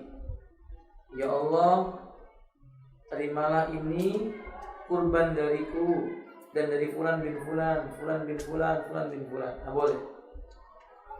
Atau misalnya kalau ibu menyembelih kambing, ibu berkurban dengan menyebutkan Allahumma taqabbal minni wa min ahli. Ya Allah, terimalah ini kurban dariku dan dari keluargaku, tanpa menyebutkan apa? Nama-nama keluarganya. Boleh walaupun cuma 1 kambing. Kalau bapak 1 keluarga 10 orang pun boleh, enggak apa-apa. Wallahu a'lam bishawab. Begitu. Ustaz, ini loh, kalau dia tadi itu beli beberapa kambing, Ustaz. Tapi dia itu cuma 1 keluarga, maksudnya nggak punya keluarga lain. Itu semua kambingnya itu atas nama keluarga yang sama atau gimana, Ustaz? Boleh, dengan nama keluarga yang sama boleh. Nggak apa-apa ibu. Jadi ibu beli 7 ekor kambing, anggota keluarga ibu 7 orang, maka setiap kambing 1 orang. Tapi kalau gini gimana Ustaz? 7 kambing itu semuanya atas nama yang sama, 7 orang itu. Ya boleh. Karena Nabi kan menyembelih 2 kambing. Nabi menyembelih 2 kambing sambil berkata, Allahumma taqabbal min Muhammadin wa ali Muhammadin wa min ummatihi alladzi lam yadba. Ya Allah, terimalah ini kurban dari Muhammad sallallahu alaihi wasallam dan dari keluarganya Muhammad sallallahu alaihi wasallam dan umatnya Muhammad sallallahu alaihi yang belum berkurban. Beliau kurban langsung dengan 2 kambing. Nggak apa-apa ibu mau kurban langsung 7 kambing boleh. Ini dari fulan dan keluarganya ya Allah. Ini dari fulan terus 7 kambing boleh, nggak apa-apa. Fahimtunna? Bagus.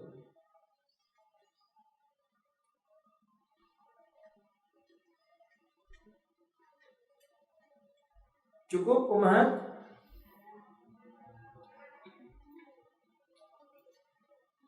Iya, tafadhol saudaraku.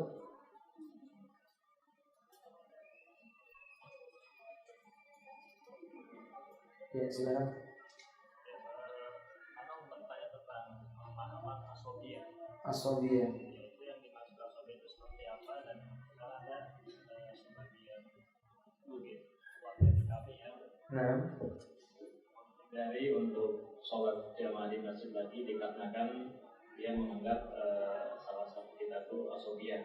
Kemudian yang disampaikan adalah bahwa dia merasa tidak menyampaikan kepada almarhum sehingga dia iya. Asobia itu artinya fanatik golongan. Fanatik kepada kelompok, tidak mau menerima kecuali apa yang datang dari kelompoknya. Itu disebut dengan asobia.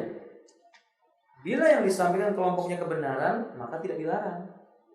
Yang jadi masalahnya, kebenaran itu ditakar dengan kelompoknya, dengan golongannya. Fulan begini, fulan begitu, kelompokku begini, kelompokku yang benar.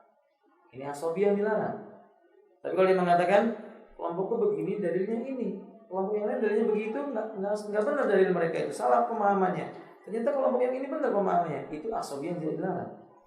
Maka fanatik dalam Islam pada asalnya tercela. Dulu Pak, nama yang paling indah itu adalah Muhajirin dan Ansor. Nama yang paling syar'i. Tapi begitu ada seorang muhajirin berkata, ya maksud muhajirin, hai muhajirin sini. Golongan muhajirin di sini. Yang lain berkata, ini golongan Ansor sini. Nama yang paling indah ini saja Nabi marah ketika itu. Apa kalian mau mengembalikan perkara-perkara jahilah di masa dahulu? Karena asobia itu mengelompok seperti itu. Wadah, sama kalau misalnya gini, kita grup Kalimantan sini, Sumatera sana, misalnya itu. Soal itu asobia. Nggak boleh. Ini membuat hati menjadi apa? Pecah. Nah, kalau fanatik kepada dalil boleh. Asobia contohnya Syafi'iyah. Kalau nggak mau kalau sholatnya dengan Syafi'iyah aja, nggak mau sholat dengan Hanabila, dengan Hanafiyah, atau sebaliknya, itu asobia. Kalau fanatik kepada dalil benar. Saya hanya fanatik atau asobia kepada Rasulullah, pada Quran dan Sunnah dengan pemahaman para sahabat, baru benar itu Pak. Ini arti secara singkat makna apa? Asobia. Semoga bermanfaat. Wallahu a'lam. Nah, ada lagi? Silakan. Assalamualaikum warahmatullahi wabarakatuh. Ustaz yang bertanya mengenai udzur bil jahal terhadap pelaku kesyirikan, bagaimana pandangan Ustaz terhadap udzur ini, apakah ada atau tidak? Ada udzur bil jahal tentang orang-orang yang berbuat kesalahan dalam masalah akidah. Ada. Apa dalilnya? Hadis Bukhari. Ketika Nabi SAW menuju sebuah peperangan, beliau melewati sebuah pohon namanya Zatu Anwar, pohon keramat bagi orang Quraisy. Di mana orang Quraisy menggantungkan pohon-pohon itu, menggantungkan senjatanya di pohon-pohon itu sebelum perang. Ketika Nabi berjalan dengan para sahabatnya ini berkata, ya Rasulullah, buatkan kami seperti pohon itu. Berarti keyakinan para sahabat ini pohon itu keramat, bisa menggantikan apa? Barokah. Ketika itu Nabi SAW mengatakan kepada sahabat, sungguh kamu seperti kaumnya Musa kepada Musa.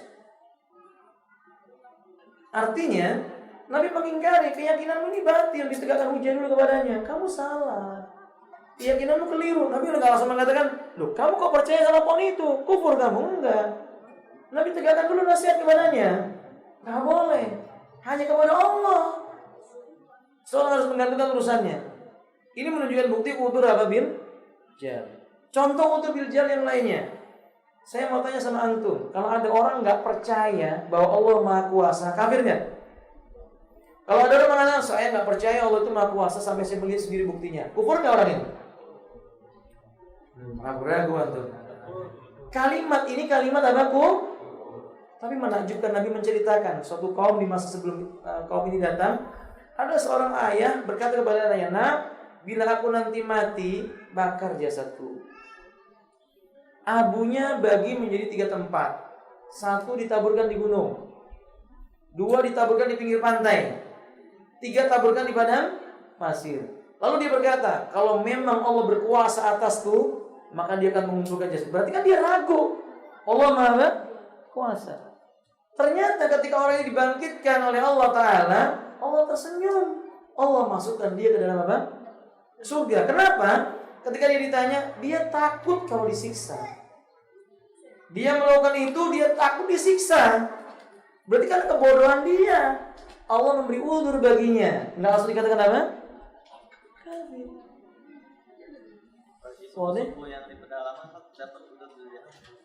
seandainya mereka belum sempat sampai dakwah kepada mereka, mereka disebutkan ashabul fatrah. Islam itu menyebutkan mengenal istilah ashabul fatrah. Ashabul fatrah, ketika dakwah belum sampai kepada mereka, nanti mereka di hari kiamat dibangkitkan, kemudian mereka akan diuji. Bila mereka mematuhi perintah Allah, mereka berarti ahlu tauhid. Bila mereka tidak mematuhi perintah Allah, mereka ahlu nar, ahlu syirik. Ada yang berkata, loh Ustaz, kenapa bapak dan ibunya Rasulullah SAW itu nggak diberi uzur? Kata siapa? Para ulama menjelaskan diberi uzur. Sebab di zamannya ayahnya Rasulullah SAW ada orang yang bertauhid dan beribadah dengan cara bertauhid. Seperti contohnya Waraqah. Dakwah itu sampai kepada mereka. Cuman orang-orang Quraisy ketika itu menganggap bahwa tetap boleh beribadah dengan bertawasul kepada Lata, Uzza dan ini sebab kesyirikannya. Paham tak? Allah alam bisa. Tapi ini bab khilaf antara sebagian ulama dengan ulama yang lainnya, bahwa sebagian berkata tidak ada udzur dalam masalah jal. Tidak ada udzur bil jal dalam masalah akidah. Sebagian lagi mengatakan ada udzur bil jal dalam masalah akidah. Allah alam, saya condong kepada pendapat yang mengatakan adanya udzur, jadi lebih hati-hati supaya nggak gampang apa? Karena orang zaman sekarang begitu. Ketika mereka tidak memberikan udzur bil jal, gampang banget mengkafirkan. Ketika ada orang terjatuh dalam masalah akidah sedikit, kufur. Si fulan datang ke dukun, langsung dikuburkan. Si fulan meyakini apa namanya? Batu apa? Angking, beli kecubung wungu, dicium-cium, kufur kata dia. Diberi udzur dulu sampai ditegakkan apa? Hujah kepada dia. Wallahu a'lam, itu yang saya tahu. Tanyakan kepada yang lainnya. Sudah? Baik, kalau tidak ada lagi. Laki-laki Pak Ustaz. Iya. Assalamualaikum Waalaikumsalam warahmatullahi warahmatullahi wabarakatuh. Tanya Pak Ustaz, apakah setan dengan jin itu sama? Tolong jelaskan. Wassalamualaikum Waalaikumsalam warahmatullahi wabarakatuh. Ibu, jin itu jenis, seperti manusia juga jenis. Makhluk Allah ini kan jenisnya banyak. Ada malaikat, jadi jenis. Ada jin jenis, ada apa? Ada apa? Manusia jenis, ada apa lagi? Hewan jenis, pohon juga jenis. Paham ya? Ini jenis. Jenis itu punya sifat. Sifat-sifat yang menghalangi manusia dari beribadah kepada Allah dapatlah gelar dengan gelar apa? Setan. Kalau begitu Ustaz, manusia bisa jadi setan, betul. Kalau ada manusia menghalangi orang lain dari beribadah kepada Allah, manusia itu namanya setan. Kalau ada jin yang menghalangi manusia dari beribadah kepada Allah, maka jin itu sebenarnya apa? Makanya ibu-ibu, tidak semua jin setan. Tidak semua jin itu apa? Setan. Sebagaimana setan tidak mesti harus jin. Karena setan bisa dari bangsa jin dan dari bangsa manusia. Sambun Bu? Paham insyaallah Ibu? Paham ya? Alhamdulillah. Ya, kita cukupkan Bapak sampai di sini, sudah hampir menjelang waktu dulu. Mungkin begitu yang mau saya sampaikan. Akhiru da'wana alhamdulillahirabbil alamin. Subhanallah wa bihamdika asyhadu an la ilaha illa anta astaghfiruka wa atubu ilaik. Assalamualaikum warahmatullahi wabarakatuh.